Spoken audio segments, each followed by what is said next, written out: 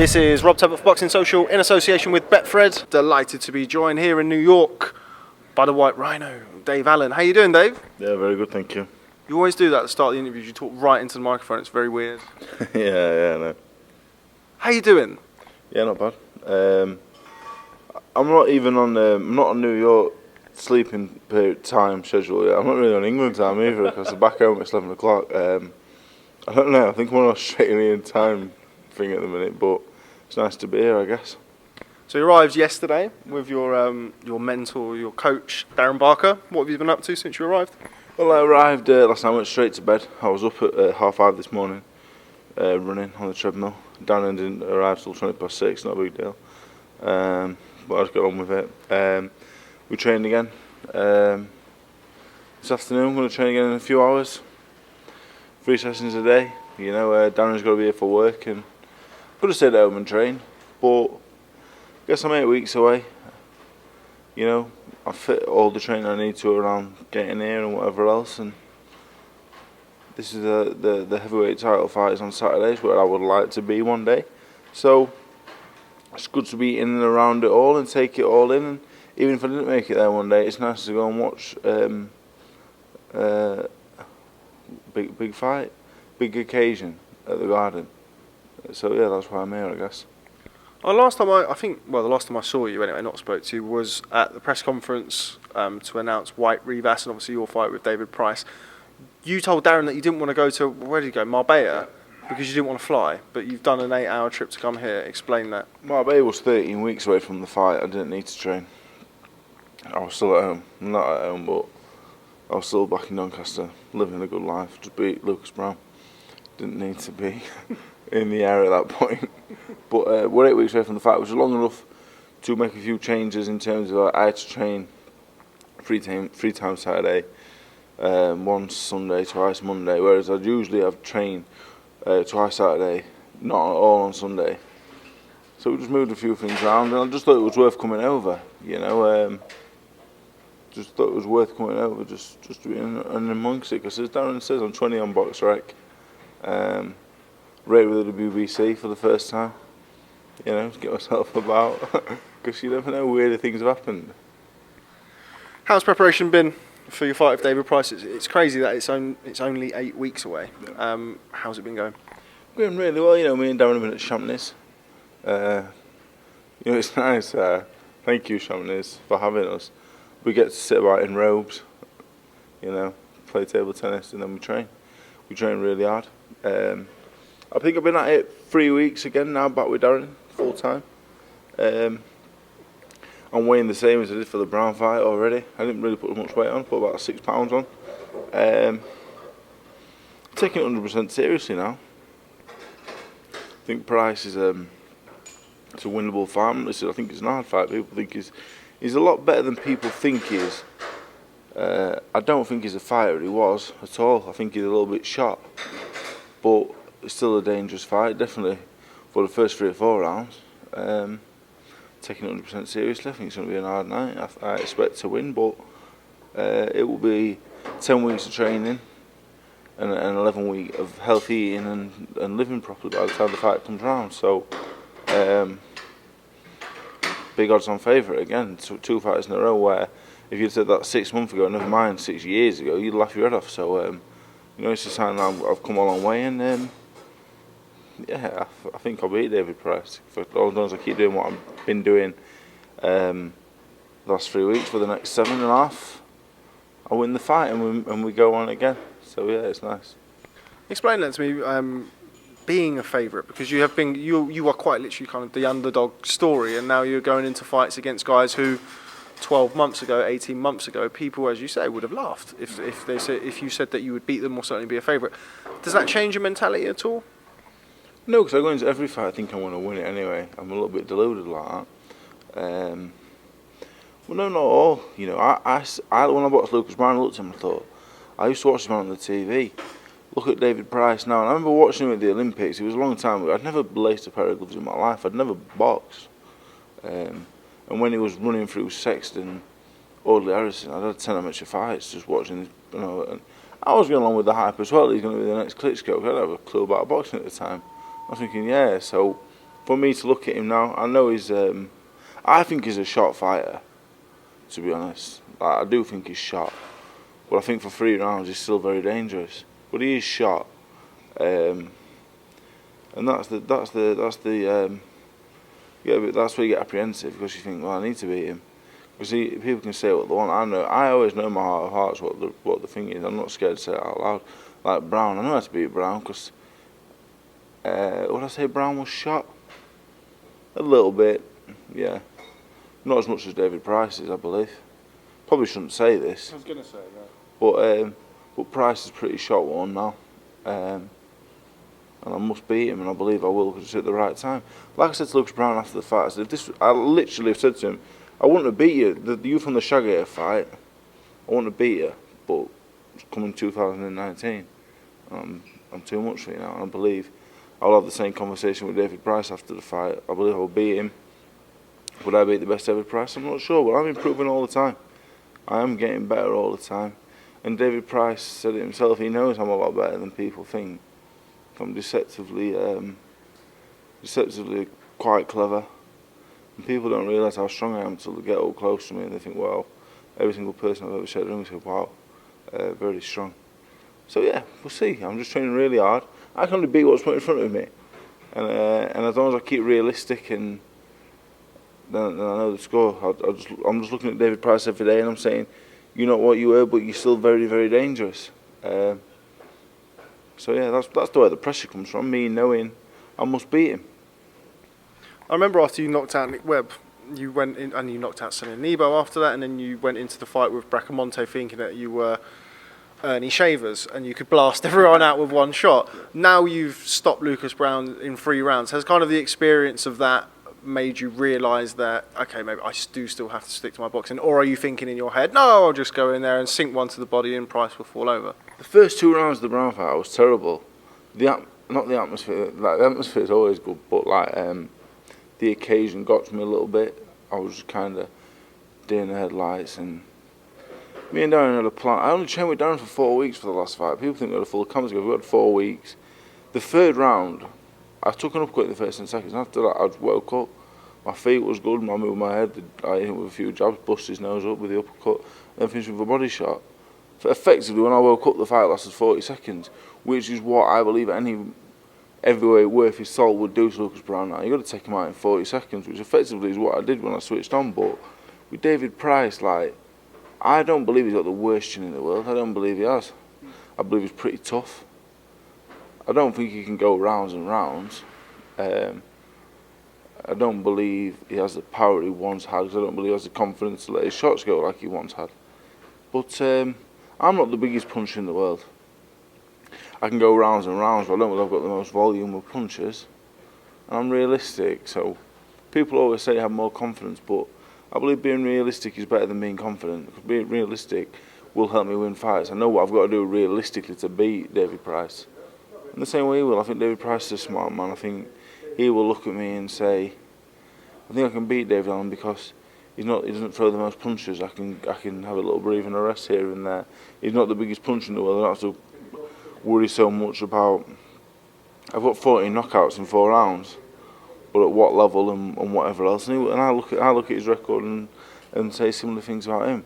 One of us will be proving that our ideas and things was wrong on that night, but that's how I look at things. I try and look at it realistically, and realistically I should be David Price at this point, and that's the outcome I come to every time I think about the fight. He's probably one of the few British heavyweights, at least, that you've never shared a ring with. You've never sparred David Price, so it might be difficult to answer. But do you think he's going to be the biggest puncher you've ever faced? A lot of people talk about how hard he hits. Do you think he's going to be the hardest puncher you've faced? You know, you look at records and you never really know. Lucas Brown wasn't putting anything into his shots early on, which I'm sure he regrets now. So he thought he was just going to tip-tapping me all the way through. So Lucas Brown probably punched a lot harder than the idea I've got in my head that he punches, because he didn't get a chance to sit down on his shots. But David Price, I listened to people like Nathan Gorman, and Nathan Gorman sparred him, said power was unbelievable. Other people who sparred him said the same thing. He can clearly punch. Sparring, I think sparring, the punches hurt more. With 10 ounce gloves on, you don't really. I I'm the same. I don't really sit down on my shots as much when I'm fighting for real, because you're so nervous about making one mistake that you're going to get hit, or you're going to get hit in a real fight situation with little gloves on. I don't know. I don't seem to punch hard myself. I don't seem to let my hands go the same as you would in sparring. So, and I think bigger gloves can cause more damage than the smaller gloves. And with no head guard on, you can slip a shot and roll it and ride it a little bit better. Can he punch? I don't worry about power, not because I think I've got some amazing chin. I'm defensively a lot cuter than people think. I'm always taking something off the shot a little bit. I always get hit in the face. You can hit me here all day, that's fine. As long as I don't get hit here and here and here and around here, I'm happy to do that. And I've only really been hit on the chin and around the body around 3 times in my whole career properly. Because if I'd been hit more than that, I'd have been knocked out. Men like Dubois-Gorman and Wilder-Ortiz put you to kip if they hit you on the chin. And they never did. So I don't worry about it because I'm some big hard man. I don't worry about it because I'm not going to get it clean.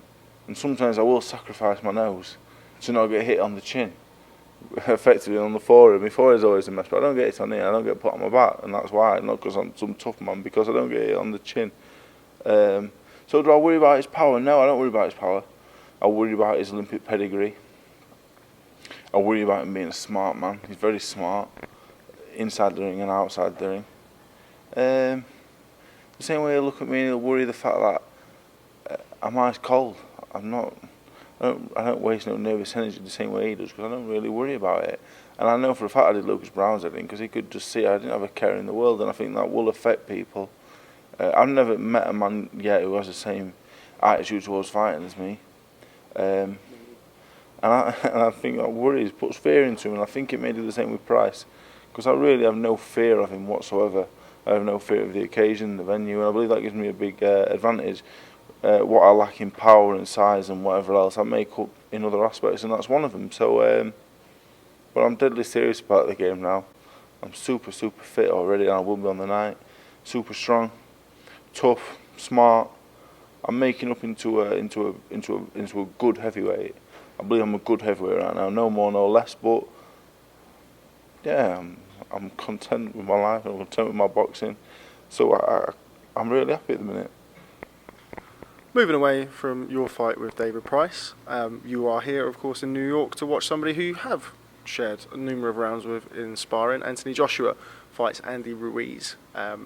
Thoughts? I didn't like the Jerome Miller fight in the first place, really, and I do prefer the Ruiz fight, even though I'm not blown away by it. I think it is better than the original. I think Ruiz is good. People say, would you beat Andy Ruiz? I don't believe I would. I believe he's very good, very experienced, tough and fast hands, and technically solid, a little bit of power. I don't believe he beats Anthony Joshua, though, because I don't believe he's big enough. I saw him the other day. He's not as big as me. What is he, 6'2"? He's carrying a little bit of weight. He's got arms like a T-Rex.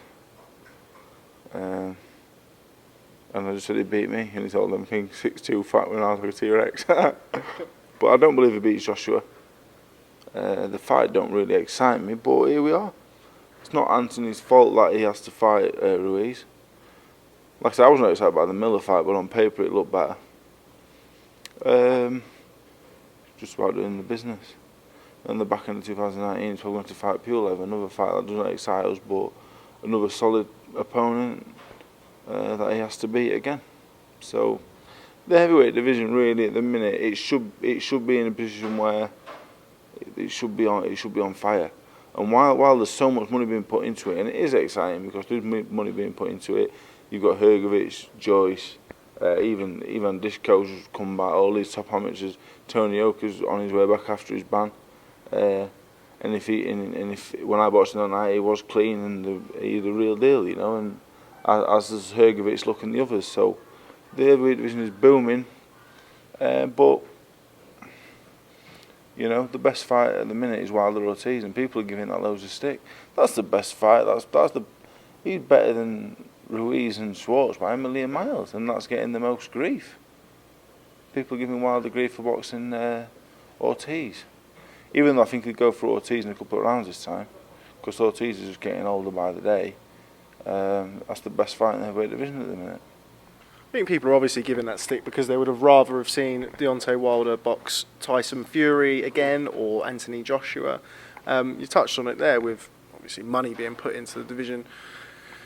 Can we realistically expect those fighters to fight each other anytime soon? I mean, it doesn't look likely. I think this kind of reinforces that. You would have thought conventional wisdom would have saw Deontay Wilder wait for this weekend to get out of the way before announcing a fight, whether it was with Joshua or somebody else. It doesn't look great, does it? Well, with the way it's going, the winner of Dubois-Gorman, Joyce beats Jennings, Hergovich a few more wins, and because they are still prospects and coming up, they're going to be fighting more times than twice a year.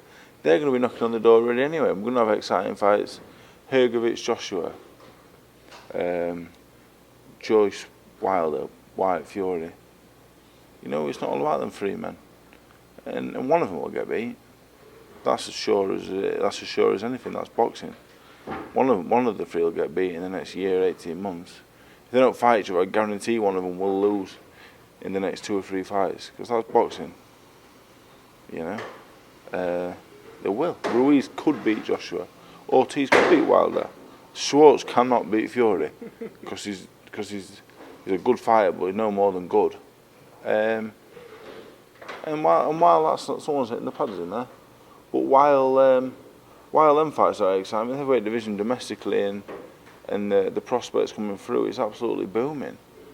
Fantastic. The O2 show on the 13th of July is unbelievable show. I know it's not a matchroom show, but Joyce, Jennings, Dubois-Gorman, if I weren't fighting the week after, I'd be buying a ticket as a fan. So it's not all doom and gloom. Me and Price are fighting. 4 of the British top 10 are all fighting each other. The other 2 are fighting in America, massive fights on pay-per-view. Joyce is fighting Jennings. 7 of the top 10 there are in good fights or above or better, good or better, should I say? So it's not in a bad place. It would just be better if we could have the best fight and the best. But I'm sure we've discussed this. We discussed this after the Bracamonte fight. I remember we discussed it after. We discussed it every time we see each other. Why aren't these men fighting each other? I don't know. They're not. I wish they would, but they're not.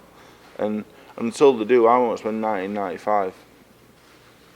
Tyson's my friend, but I wouldn't watch him fight Schwartz. I wouldn't watch it 5 AM for free. I wouldn't watch Ruiz Joshua at 5 AM. I wouldn't watch it for free. I'd watch them both at 10 o'clock at night, obviously, but I wouldn't get up and watch them. I wasn't alive 20 years ago, but the other day when I do my running on the treadmill, I like to watch certain fights, and it was watching Lennox Lewis, Shannon Briggs. And obviously we were nostalgic, and we always going to look back in a time to say it was a better time, but and there was fights, certain fights, you think, yeah, that's pay-per-view right there. Whether at the time there was probably a lot of stuff being said about the fights at the time. Is it pay-per-view? Wherever you had the good fights. Looking at it now, you say we're not getting the same. In 20 years' time, people look back and say Joshua-Ruiz. Will there be a young heavyweight saying, "Oh, I'm watching Joshua-Ruiz on YouTube the other day while I ran"? I don't think so. So we need better. If we're going to pay, what I would say is, if we're going to pay pay-per-view at 5 AM, I want to see Joshua Wilder Fury boxing each other. That's what I'm going to say. Now, one person's name who you left out of that extensive heavyweight breakdown is actually here. Alexander Usyk, who I believe will become mandatory for the WBO. Eddie told me today it will either be Kubrat Pulev or Alexander Usyk. Well, certainly the most likely option for him later in the year. I'm a big fan of Alexander Usyk. I know you are. No. Do you think he can topple the best in the division? Of course, but it won't be Usyk later in the year, because he'll have his fight in September. He ain't going to fight again in October, November or December, I won't imagine. So if it's either Usyk or Pulev, it's going to be Pulev, as I said earlier. So I think Usyk can beat all of them. I think the one that I don't see him beating is Tyson, because I think Tyson can move just not as well as Usyk. He won't move as well as Usyk because he's a lot bigger, but I don't think Usyk would beat Tyson. But I think he could beat Joshua and Wilder. But stylistically, that's only a stylistic thing. I think Joshua could beat Tyson, and I think Wilder could beat Tyson. It's a shame we both could put him. Who's in there? Kate. Jesus. Yeah, so I think Usyk can beat. I think he can beat all of them. The one that I would give him the least chance of beating would be Tyson Fury, but I believe he can beat all of them. I believe he's phenomenal. Be interesting what he will. Look at Michael Hunter. I think Michael Hunter's he's a big problem. And I watched him the other day, and I thought he was better than Hrgovic. Out of the two, if I had to box either of them, I'd rather box Hrgovic than Hunter.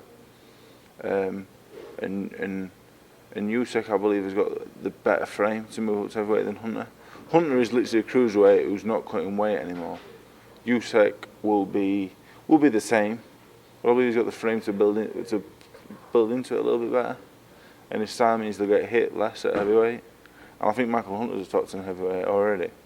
So I think Usyk will beat everyone. I could comfortably say he'll beat everybody outside the top 10. And it's interesting for me. I'd like to see Usyk fight Povetkin. It's a fight I'd like to see. I think stylistically it's a good match for him. But yeah, that's a fight I'd like to see. I don't think Povetkin's a big heavyweight. That's a good fight. The second fight's a good fight. However that gets remade, I don't know. The more I think about it, there's so many good heavyweights about, and I'd love to be champion. But you just think, oh God, every single name you think of. Then you got the Ajaba. He's coming through. He looks good. So many good heavyweights. We're sat here, a lot of people are saying, oh, these three aren't fighting each other. I guarantee in the next 12, 18 months, there's going to be a long list of heavyweights that can give all three a fight, and they'll be lining up to fight. They'll want to fight each other. I actually when I saw Usyk earlier, he looked like a heavyweight. He's always big anyway, even for a cruiserweight. He's massive. I said to him, I said, oh, so you're filling out into heavyweight? And he said, you too. Which thanks for that. Fight that you did mention earlier on in the piece, Dubois versus Gorman. I know you know Nathan very, very well. You backing him to beat Dubois? I definitely hope so. I think stylistically he's got the style to do so. We've not seen Daniel hit back yet. I did 2 rounds with Daniel Dubois 3 years ago, and I got out of the ring and I thought, fuck me, that kid's strong. Physically strong, because when I always spar, I've been out boxed, I've been hit really hard. I've seen loads of things. Physical strength wise, that's the thing. When I get in there with someone really strong, I always get out and I think, yeah, he was strong. And there's only ever been 2 people I've ever got that with, and that was Dubois and Joe Joyce. They're the only 2 men I've ever got out of the ring and thought, that fucker might be stronger than me, And I put physical strength near the top of important things you need to be at the top of the top of the box, at the top of the sport. Basically, I think you need physical strength in terms of respect, in terms of it tires you out when someone's physically strong. Like even not doing anything, it tires you out. I bought Plummet Nicola when I got a draw way back in the day, and people laughed at it. He was strong as fuck. He might be the physically strongest man I've ever been in the ring with in my life, and it counts for a lot. And Daniel Dubois got that. He can punch for definite. He had a jab, and it really hurt. He was jabbing me in the face a lot, and it was really heavy. He's a good fighter. I think he will be world class. I think he will go. It's crazy to say it because I think Nathan is a little bit more mature at this stage, a little bit more rounded, and I expect Nathan to win on July 13. But I expect Daniel Dubois to be heavyweight champion of the world one day. I think Nathan will win, but I think Dubois has more improvement in him. I'm not saying Nathan can't be heavyweight champion of the world, but I think he's further on than Daniel now. But I think Daniel will go further down the line. Possibly due to his physical strength and power. I hope Nathan wins. A nicer man you will not see. And he's full of ability. I think he'll box Daniel's head off for spells. And there'll be rocky spells in the fight. And I hope he wins it. I really do hope he wins it because he's a nice kid. I don't know Daniel, so I'm not saying that not that I don't want him to win. I just want Nathan to win. And I think at this stage, with the fights coming up, I think it's come at the right time for Nathan. I think he's a little bit more mature, a little bit more. His game's more well-rounded at this point, So yeah, my pick would be Nathan on points. Okay, before I let you go, because I'm being put off by Katie Taylor absolutely destroying the pads in the background, there she goes again. That was crazy. I was thinking, do you know what? Genuinely, I thought, is that like Sissoko in there or something like a good sized welterweight? Or I would love to see a fight I would love to see her do not 10 or 12, like 4, 6 rounds with a like a British level lightweight. Love to see her in there with Scotty Cardle. I'm not saying anything about Scotty Cardle. I'm saying he's the first. I think British lightweight. I think Scotty Cardle. How would she get on? Because she's fucking good. Yeah, like she's good. Like I'm thinking, I wouldn't want to chuck her in with Lomachenko or Garcia, but like I don't know. Like it intrigues me to think, could she win a British title at lightweight against the fellas? I'm not sure. You know, I wouldn't. I'm not sure I'd bet against it. Just over 10-2s. Over 10-2s. Tyson Fury versus Dillian-Whyte, another fight that's been talked about. You know both very well. You sparred a lot of rounds with both men. If that fight does happen, you can never predict anything, particularly in the heavyweight division at the minute. Who do you give the edge to in that fight? I don't believe it happens for a second. No, I don't. I don't think it happens. I don't think it will happen. I think Tyson Fury would win. You know, Tyson. To beat Tyson, for me, I believe you got to knock him out. I believe you got to knock him out, and I'm just not sure. I think there's only two men right now I believe could beat him.